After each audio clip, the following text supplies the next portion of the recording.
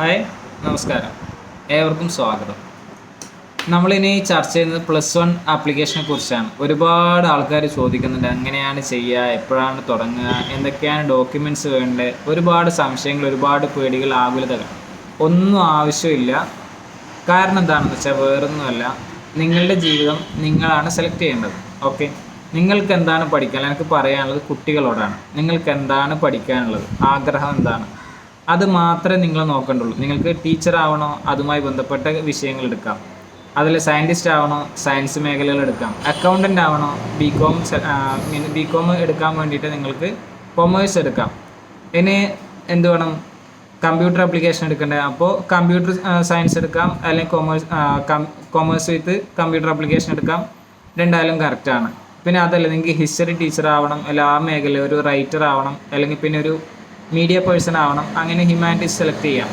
Okay, അതിൽ journalist course തന്നെ ഉണ്ട്. ഓക്കെ, അങ്ങനെ ഒരുപാട് വിഷയങ്ങൾ. അതുകൂടാതെ ഒരുപാട് ആൾക്കാർ ശ്രദ്ധിക്കാത്ത മേഖലയാണ് VHSC എന്ന് പറയുന്നത്. നിങ്ങൾക്ക് പഠനത്തോടൊപ്പം തന്നെ ഒരു നൈപുണ്യ പരിശീലനം കൂടി അവിടെ ലഭിക്കുന്നതാണ്. അങ്ങനെ അതും കൂടി നിങ്ങൾക്ക് നോക്കാം. അങ്ങനെ നിങ്ങൾക്ക് ഇഷ്ടമുള്ള കോഴ്സുകളാണ് നിങ്ങൾ എടുക്കേണ്ടത്. രക്ഷിതാക്കൾ സമ്മർദ്ദപ്പെടുത്തുന്ന കോഴ്സുകൾ നിങ്ങൾ എടുക്കരുത്. നിങ്ങൾക്ക് താല്പര്യമുള്ള വിഷയം എടുത്ത് പഠിക്കുക. അങ്ങനെ നിങ്ങൾക്ക് ആസ്വദിച്ച് പഠിക്കാൻ പറ്റും, എന്നെപ്പോലെ. ഓക്കെ, അപ്പോൾ എന്ത് ചെയ്യുക, പഠിച്ച് മുന്നേറാൻ വേണ്ടി നിങ്ങൾ ആദ്യത്തെ സ്റ്റെപ്പ് ആപ്ലിക്കേഷൻ കൊടുക്കേണ്ടതാണ്. 25-ാം തീയതി ആപ്ലിക്കേഷൻ സ്റ്റാർട്ട് ചെയ്യുന്നത്. 25-ാം തീയതി 10 മണി മുതൽ സ്റ്റാർട്ട് ചെയ്യും. എന്നിരുന്നാലും നിങ്ങൾ എന്ത് ചെയ്താൽ മതി, 25-26-ാം തീയതി മുതൽ വന്ന് തുടങ്ങിയാൽ മതി അക്ഷയ സെൻറ്ററുകളിലേക്ക്. ഓക്കെ, അല്ലെങ്കിൽ 25-ാം തീയതി തന്നെ വന്നു കഴിഞ്ഞാൽ നമുക്ക് ഇടുന്ന ആപ്ലിക്കേഷൻ ഫോം ഉണ്ട്, ഡാറ്റ കളക്ഷൻ ഷീറ്റ് ഉണ്ട്. അതിൽ നിങ്ങൾ ഡീറ്റെയിൽസൊക്കെ ഫില്ല് ചെയ്ത് തന്നാൽ നമുക്ക് ചെയ്യാനത് വളരെ എളുപ്പമാണ്.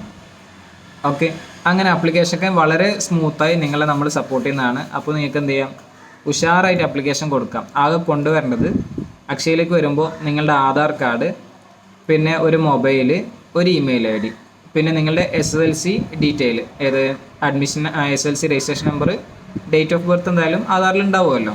ഓക്കെ, പിന്നെ നിങ്ങൾ SC/ST വിഭാഗത്തിൽ വരുന്നതാണെങ്കിൽ കമ്മ്യൂണിറ്റി സർട്ടിഫിക്കറ്റ് ആപ്ലിക്കേഷൻ കൊടുത്തു വെക്കാമെന്നാണ്. അതോടൊപ്പം തന്നെ OBC വിഭാഗക്കാർക്കും കാസ്റ്റ് സർട്ടിഫിക്കറ്റ് ആപ്ലിക്കേഷൻ ചെയ്ത് വെക്കാം, നല്ലതാണ്, ഉപകാരപ്പെടും.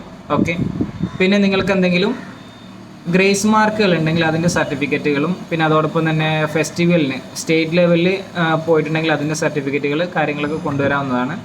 അങ്ങനെ നിങ്ങൾക്കുള്ള എല്ലാ ഡോക്യുമെൻറ്റുകളും കൊണ്ടുവന്നിട്ട് നിങ്ങൾക്ക് എന്ത് ചെയ്യാം, സമാധാനത്തിൽ സന്തോഷത്തോടുകൂടി ആപ്ലിക്കേഷൻ ചെയ്ത് റെഡിയാക്കി എടുക്കാൻ പറ്റുന്നതേ ഉള്ളൂ. ഒന്നും പേടിക്കാനോ കാര്യങ്ങളോ ഒന്നുമില്ല. ഇവിടെ എല്ലാം വളരെ സ്മൂത്താണ്, സിമ്പിളാണ്. നിങ്ങൾക്ക് വേണ്ടി നമ്മളെപ്പോഴും മുന്നിൽ തന്നെയുണ്ട്. അപ്പോൾ നിങ്ങൾക്ക് എന്ത് ചെയ്യാം, ധൈര്യപൂർവ്വം വരാം, നമ്മളെടുത്ത് വരാം, സന്തോഷമായിട്ട് നിങ്ങളുടെ കാര്യങ്ങളിൽ നമ്മൾ ക്ലിയർ ആക്കി തരുന്നതാണ്. ഓക്കെ, അപ്പോൾ ഓൾ ദി ബെസ്റ്റ്.